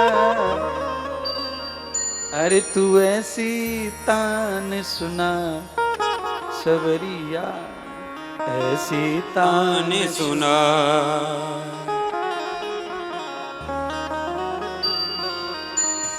मैं नाचू तू गा समरिया, ऐसी सीता ने सुना। भगवान के शब्द के बगैर पैर ना उठता। सदगुरु सूत जी कहते सौनक आदि ऋषियों को, आज भीम ने ब्रह्मा जी को प्रसन्न कर लिया अत भक्ति से, अत साधना से। ब्रह्मा जी से वर प्राप्त कर लिया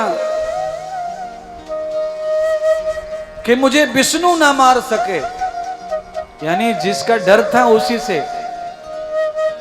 पर यावते नस्त विष्णु प्रिया लोकस्य मृत्युन तद वेद मूल, यावत क्षणम न संकरम द्वेहताम कालस्य मूलम संकरोत बधित। भगवान विष्णु के हाथ में काल है नहीं, वो पालन करता है। काल जिनके हाथ में है वो शंकर हैं। और इस राक्षस की बुद्धि पे पत्थर पड़ गए। ब्रह्मा जी खुश हो गए और इसने क्या मांग लिया कि मुझे विष्णु ना मार पाए, बाकी तो मैं सबको देख लूंगा। आदमी जब मतलबी हो जाता है, आदमी जब किसी को ईर्षा खोपड़ी में रख करके भक्ति करता है, तो वो कितना भी बड़ा वरदान प्राप्त कर ले, पर वो वरदान उसका बड़ा नहीं रहता, वो छोटा हो जाता है। भीमा ने वर प्राप्त कर लिया कि मैं विष्णु से ना मर सकूं।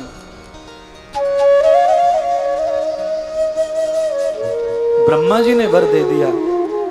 ब्रह्मा जी को मालूम था कि मारने का काम विष्णु का है ही नहीं, उनका काम तो पालन करने का है। वो तो पोसते हैं। विष्णु कभी कभी वध कर देते पर किसी को मृत्यु नहीं देते। मृत्यु देने का काम शंकर का है, महादेव रुद्र का है, वो तो महाकाल का काम है।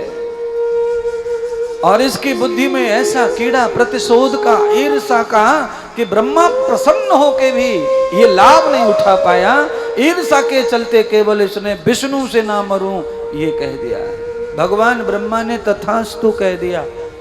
जैसे ही वर प्रदान किया ब्रह्मा जी ने, सबसे पहले इसने अपने राक्षसों का नाश किया। आप ध्यान करना, दुष्ट आदमी, शैतान आदमी सबसे पहले अपनों का नुकसान करता है। इसने पहले राक्षसों को ही सताया। जैसे ही शक्ति लेके पहुंचा, राक्षसों को मारा, कूटा। सारे राक्षस सरेंडर कर दिए, सब समर्पित हो गए। लो महाराज, हमारा राज्य लो, हमारा राज्य लो, हमारे हथियार लो। कुल मिलाकर के राक्षसों का राजा बन गया बहुत जल्दी। लालच बड़ा है, एक राजा बनने से नहीं और बड़ा राजा बनना चाहता है। अब ये मानव समाज को तकलीफ देने लगा। पूरी मानव समाज को इसने तकलीफ दी। और इसने तकलीफ देखते देते क्या ढूंढा, राम भक्त कौन कौन है उनको तकलीफ दी छांट छांट के। जो राम का प्रचार करेगा, जो राम की कथा गाएगा, जो राम का भजन करेगा, मैं उसे शांति और खुशी से नहीं बैठने दूंगा। राक्षस जो बन गया, बुद्धि जो नष्ट कर ली, राक्षसी प्रतिशोध की, ईर्षा की जो बुद्धि होती है भगवान के प्रति या गुरुदेव के प्रति, वो बुद्धि राक्षसी बुद्धि कहलाती है। कोई भी दुनिया का व्यक्ति हो, भगवान के प्रति ऐसा हो जाए, गुरु के प्रति ऐसा हो जाए। गुरु गोविंद दो ही तो हैं, उनके प्रति अगर ईर्षालु बुद्धि हो गई तो बुद्धि राक्षसी है। अब फर्क ये नहीं पड़ता कि आपने जन्म अच्छे घर में अच्छे माता पिता से लिया है तो राक्षस, क्योंकि जन्म जन्म के संस्कार होते हैं, जन्म जन्म का पुण्य पाप होता है। वो कभी पुण्य उदय होता है तो अच्छा बुद्धि काम करती है, पाप उदय होता है तो दुष्ट बुद्धि काम करती है। अच्छा काम करते समय अच्छी सेवा करते हैं और जब दुष्ट हो जाता है तो दुष्ट काम करते हैं। बुद्धि बदलती रहती है, बुद्धि हमेशा परिवर्तन करती है, नित्य निरंतर पल पल क्षण क्षण बदलती है, कभी एक जैसी नहीं रहती। बुद्धि का यही स्वभाव है। सदगुरु कहने लगे सौनक ऋषि से, आज सुतीक्षण महाराज को इसने बंदी बना लिया और अपनी कारागृह में जेल में डाल दिया सुतीक्षण जी को, कि तूने राम भक्ति करके मेरे पिता को, मेरी माँ के पति को तूने राम से मरवाया, मैं तुझे सजा दूंगा, तुझे जिंदा रख करके तिल तिल मारूंगा, तिल तिल मारूंगा, तुझे भूखा मारूंगा, प्यासा मारूंगा, पिटाई करके मारूंगा, ऐसी सजा दूंगा तुझे कि तुझे देखकर दुनिया में कोई राम की भक्ति ना करे।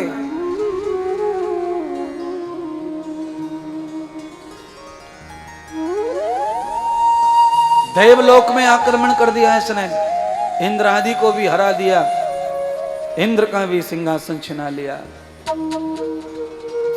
भगवान ब्रह्मा जी का भी आसन ले लिया।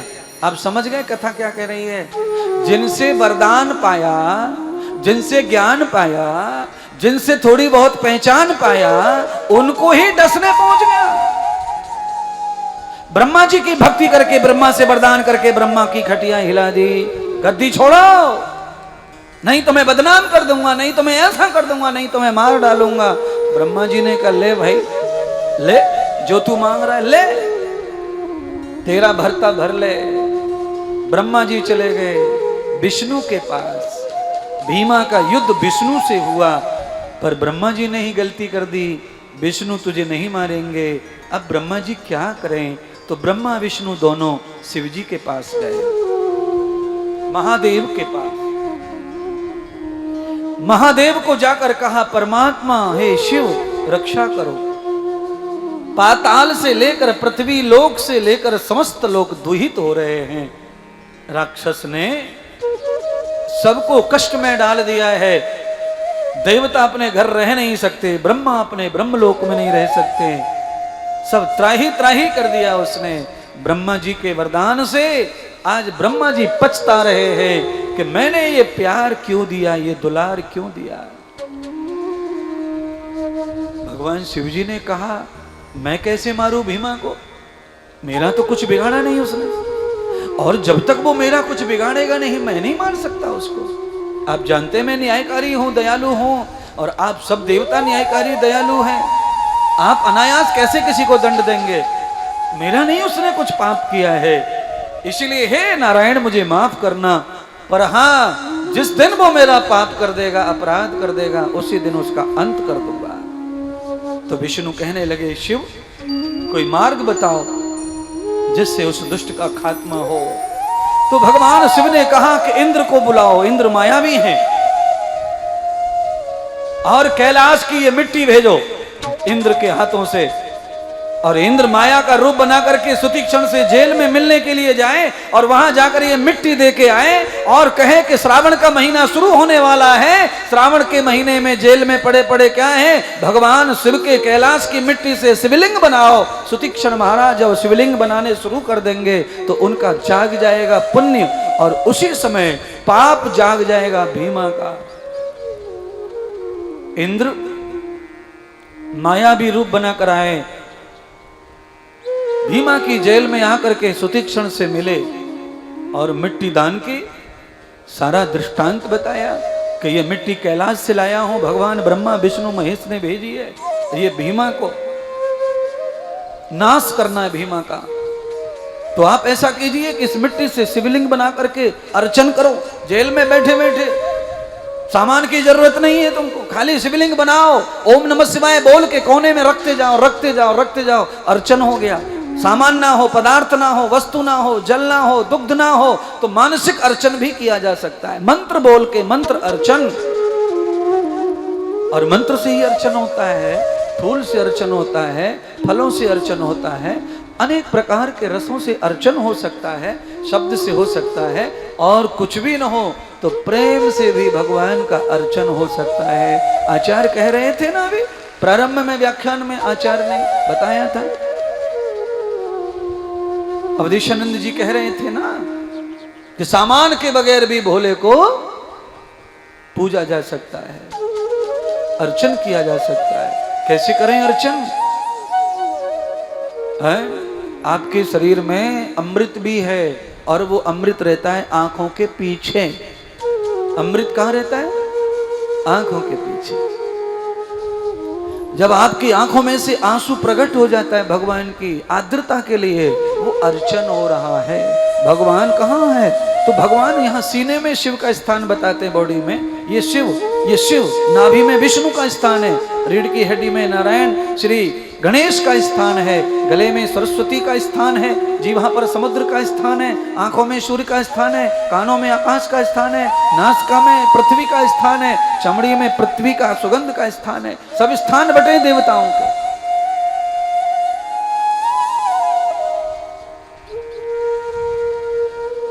ऐसा भी अर्चन कर सकते हैं। भीमा को पता चला कि जेल में षड्यंत्र हो रहा है कैदियों में। सुतीक्षण नाम का कैदी न जाने गोल गोल गोल गोल क्या बना रहा है, पापी आत्मा है ना, तो उसको अपनी जैसी खोपड़ी दौड़ रही है। सुतीक्षण को जब शिवलिंग बनाते देखा तो भीमा के मन में पैदा हो गया कि बम बना रहा है हमारे राज्य को उड़ाने के लिए। भीमा दौड़ा और जेल के दरवाजे खोलकर भीमा ने सुतीक्षण में लात मारी, और एक लात शिवलिंग में मारी। तो तब भगवान शंकर, जैसे ही शिवलिंग में लात मारी है, भगवान शंकर का सिंहासन हिल गया। वैसे तो मिट्टी है, पर मिट्टी वो तब तक है जब वो परात में रखी थी।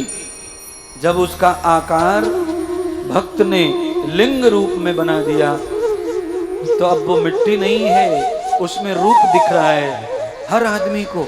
आप बना लेना मिट्टी से आज शाम को, जब तक वो मिट्टी हाथ में मिट्टी दिखेगी, और जब आप उसका रूप बना देंगे तो फिर वो मिट्टी ना दिखेगी।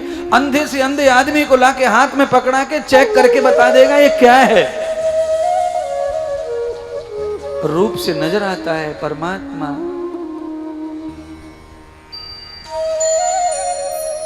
शिवलिंग बनते ही पहचान में आ जाता है शिवलिंग है। जैसे ही भीमा ने अर्चन में लात मारी शिवलिंग में, उन्हीं मिट्टी के लिंगों में भगवान शिव प्रकट हो गए। आद्रतम कृतम मूलम भस्मोन क्रिया। शिवलिंग से कैसे आदृत हो गए? कहते हैं वहां पत्थरों की वर्षा हुई। वो शिवलिंग जो तोड़े उसने पैरों से, उनमें से ऐसे पत्थर निकले, पत्थरों की वर्षा होने लगी राज्य पर। और आप बताओ, पत्थरों की वर्षा होने लग जाए तो रोज सुनते हो न्यूज में, पहाड़ खिसल गया, फलाना गांव गया, फलाना ये गया, वो गया है। अभी क्या हुआ महाराष्ट्र रायगढ़ जिले में? क्या हुआ? पहाड़ खिसल गया, पूरा गांव दब गया। पत्थरों की बारिश होने से क्या होगा आप समझ जाइए। पत्थरों की अनंत बारिश हो रही है। सारा का सारा भीमा का राज्य पत्थरों से तबाह हो गया, समाप्त हो गया। भगवान शंकर निकले, अग्नि के समान भीमा के ऊपर प्रहार किया, भीमा को भस्म करके रख दिया। सुतीक्षण महाराज को भगवान शंकर ने दर्शन दिया। भगवान सुतीक्षण महाराज को कह रहे हैं, सुतीक्षण मैं तुम्हारी भक्ति से ही आया हूं, वर मांग लो। कहा परमात्मा मुझे तो वर के रूप में केवल एक ही चीज चाहिए और वो है भक्ति, मुझे कुछ और नहीं चाहिए। मैं जो पहले से करते आ रहा हूं वही मैं करता रहूं। मुझे दूसरा कोई पदार्थ, वस्तु, द्रव्य, शौक, मौज, कोई सम्मान, प्रतिष्ठा मुझे कुछ नहीं चाहिए। मुझे केवल राम भक्ति चाहिए, राम भक्ति चाहिए, राम भक्ति चाहिए। बस ये समझ लो, सुतीक्षण ने राम की भक्ति मांगी, भगवान शिव ने वो तो दे ही दी, वो तो थी ही, पर तब भी भगवान शिव कह रहे हैं तुम्हें कुछ तो मांगना पड़ेगा। मैं आया हूं खाली हाथ नहीं जाऊंगा, तुम्हें कुछ देके जाऊंगा। सुतीक्षण कहने लगे परमात्मा कुछ देना ही चाहते हो तो मेरी इच्छा पूरी कर दो। अब आप देना चाहते हो तो ये दे दीजिए कि आप ऐसे दुष्टों के लिए प्रकट हो गए हो तो आप इसी जगह पर स्थापित हो जाइए। न जाने कितनी दुनिया, कितने भगवान के भक्तों को कितने दुष्ट राक्षस त्रास दे रहे, दुख दे रहे, उनकी रक्षा कौन करेगा? आप ही परमात्मा स्थापित हो जाओ। भगवान शिव ने कहा, सुदीक्षण मैं तुम्हारी कामना पूरी करता हूं, पर तुम्हें अपना नाम देना पड़ेगा मेरी स्थापना को। सुदीक्षण कहने लगे, मैं तो नहीं, मेरा नाम नहीं, मेरा नाम किसी काम का नहीं है। नाम तो परमात्मा सिर्फ आपका ही है उद्धार करने वाला, मेरे नाम से किसी का उद्धार नहीं होगा। आपको नाम चाहिए तो आपने जिस पापी का कल्याण किया है उसका नाम डूब गया है, पर आप उसके लिए भी आए हो तो उसके नाम को भी जिंदा रखने के लिए आप उसी का नाम धारण कर लो। तब भगवान ने भीमा राक्षस का नाम धारण किया और अपना जो नाम केदार में पड़ा था वो नाम ला करके भीमा के साथ जोड़कर भीमा शंकर नाम से भगवान स्थापित हो गए महाराष्ट्र की पावन धरती पर, भीमा नदी के तट पर। भगवान ने सुतीक्षण महाराज को वरदान दिए और साथ में अपने लिंग के रूप में स्थापित होने का महत्व बताया। हे सुतीक्षण, जो भी भीमा नदी के तट पर मेरा दर्शन करेगा और भीमा शंकर में आकर के ज्योतिर्लिंग का दर्शन करके शिवलिंग बना करके यहां अर्चन करेगा नदी के तट पर, उसके जितने भी कोर्ट कचहरी के जितने झंझट होंगे उसके शीघ्र कट जाएंगे। वो कभी जेल आदि में अपना जीवन निरपराध नहीं भोगेगा। वैसे जेल में आधे से ज्यादा कैदी बिना अपराध के ही बंद हैं। अपराध सिद्ध कर दिया जाता है बिना अपराध के। बाद में खोजबीन होते होते जब साल निकल जाते हैं अपराधी दुखी होके परेशान हो जाते हैं। बिना अपराध के पिछले किसी जन्म का दंड भोगने के लिए कभी कभी सजा और जेल हो जाती है लोगों को। गलतियों के कारण कुछ गलती पुलिस करती है, कुछ वकील, कुछ जज करते हैं, और उन गलतियों का कारण केवल हमारा भाग्य है। पिछले जन्मों का कोई पाप भोगना है तो उस तरह भोगना पड़ जाता है। कभी कभी बिना किए का भी दंड मिल जाता है, बिना किए का अपराध, बिना किए का बदनामी हो जाती है। कभी कभी पिछले जन्मों के पाप के कारण ऐसा हो जाता है। कभी कभी अनंत नाम, कभी कभी अनंत सुख, कभी कभी अनंत फायदा हो जाता है बिना कुछ किए। ये पिछले जन्मों का कोई पुण्य प्रताप जाग जाता है तो फायदा भी हो जाता है, नाम भी हो जाता है, सम्मान भी हो जाता है, नुकसान भी हो जाता है, अपमान भी हो जाता है, घाटा भी पड़ जाता है, बेइज्जती हो जाती है, बदनामी हो जाती है। किया कुछ नहीं और बदनाम हो गए। पिछले जन्मों की पूंजी कभी न कभी तो खोल के खानी पड़ती है। आप सबके साथ ऐसा होता है। आप चिल्लाते रह जाते, भाई हमने नहीं किया, नहीं किया, तो भी दे दे दे दंड मिलता रहता है। किए की सजा मिलती है, पर यह ध्यान रखना है अकर्मण्यता की सजा ये नहीं है, पर किस जन्म का है, कब का है, ये कोई नहीं जानता है। त्वया वेदम च दर्शनम पुण्यायोग शंकर। आज भगवान भोले शंकर भोलेनाथ ने भीमा राक्षस का उद्धार करके सारे के सारे राम भक्तों की रक्षा के लिए भीमा शंकर ज्योतिर्लिंग के रूप में स्वयं भगवान स्थापित हो गए और राम भक्त सुतीक्षण का जगत कल्याण हुआ। आपको पता है, राम की भक्ति के लिए ही सुतीक्षण जेल में पड़े रहे। राम जी का मंदिर बनाने के लिए भी हजारों लोगों को जेल भोगनी पड़ी है, हिंदुओं को मारा है बिना कुछ पाप किए। केवल राम की भक्ति के लिए कितने लोगों को कितने दिनों तक जेल में रहना पड़ा है, कितने नेताओं को, कितने भक्तों को। पर भक्त भगवान के लिए, धर्म के लिए, अपनी संस्कृति, अपनी सिस्टम, अपनी जिंदगी को बचाने के लिए ये सारी चीजें हमारे लिए कुछ नहीं है। इन सबको भी हम भोगें, पर हमारा देश, हमारा समाज, हमारी संस्कृति, हमारा सनातन, हमारे चिन्ह बचने चाहिए।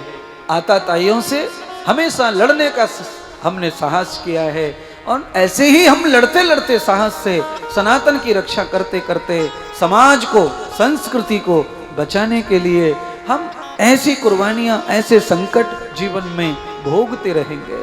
और बलिदानी लोग आते रहते हैं और कर्म करते रहते हैं महाराज। सुतीक्षण महाराज कौन है?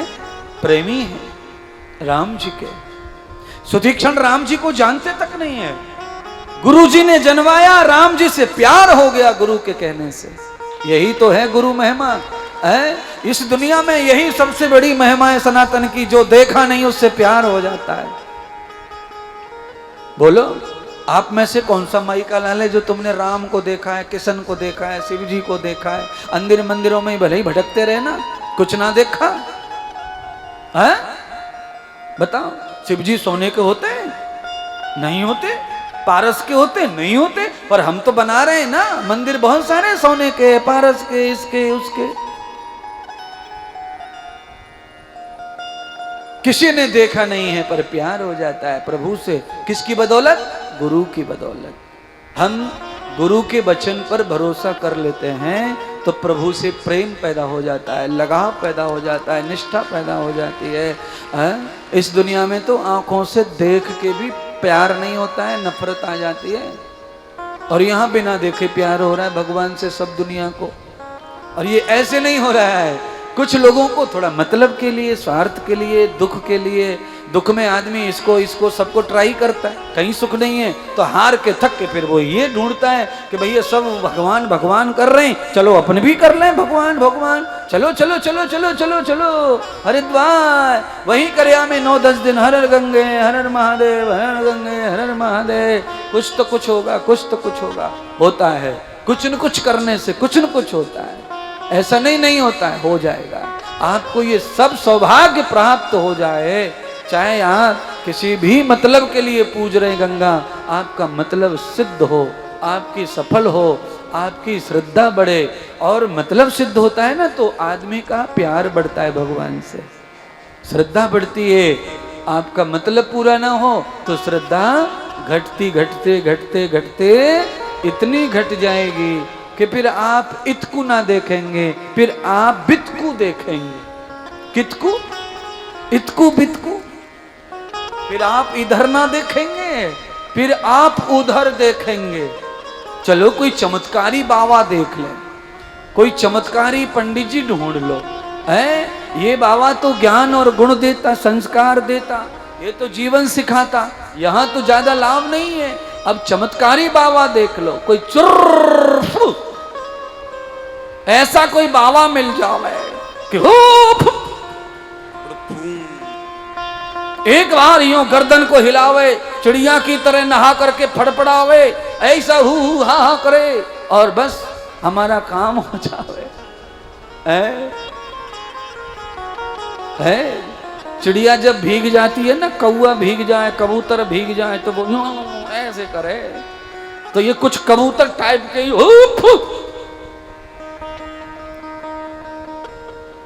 तो कल्पना कर लो, अंधविश्वास में, पाखंड में, माया में, मतलब में जब हम भीग जाते हैं तो फिर हम ऐसे ही टोटके करने लग जाते हैं। इन टोटकों से सनातन धर्म का कभी भी नाम ऊंचा होने वाला नहीं है। सनातन अजय है, टोटका से नहीं। सनातन संस्कृति से चलता है, सभ्यता से चलता है, अखंड ब्रह्म से चलता है, वेद दर्शन उपनिषद से सनातन चलता है। सनातन के लिए छूछा फूफाई की कोई जगह नहीं है। बोलो, पीपल में क्या होता है हिंदू के हिसाब से? बताओ भगवान। पीपल में क्या होता है हिंदू के हिसाब से? भगवान। सब लोग मानते हैं कि कुछ ही मानते हैं? मैं तो मानता हूं। अच्छा, मैं मानता हूं तो अब तो सभी हाथ खड़े कर ही देंगे अब तो, क्योंकि गुरुजी ने ले लियो जबर पोतो है। मैं तो पीपल में क्या मानता हूं? भगवान। अब मैं पंडित जी से पूछ रहा हूं, पीपल में अगर भगवान है तो फिर भगवान में भूत कहां से घुस गए? बताओ। ये हिंदू बावड़े हो गए कि नहीं हो गए? छोरी छोरी लाली, दूध पी के मत जाइयो, वहां पीपर पे भूत बैठे हुए। बताओ बताओ, दूध पी के भूत लग जाए। हमारे हिंदुस्तान में तो आयुर्वेद कहता है कि दूध पी के कैल्शियम बढ़ता है, बॉडी बनती है, और कह रहे दूध पी के मत जाइए, भूत चढ़ जाएगा, पीपर पे भूत रहे। और सबरे पंडित जी कह में भगवान रहे बे पूजो पूजो, धागे बांधो, बंधन बांधो, भगवान को बंधन बांधो, बंधन बांधो, भैया मोरे राखी के बंधन को निभाना।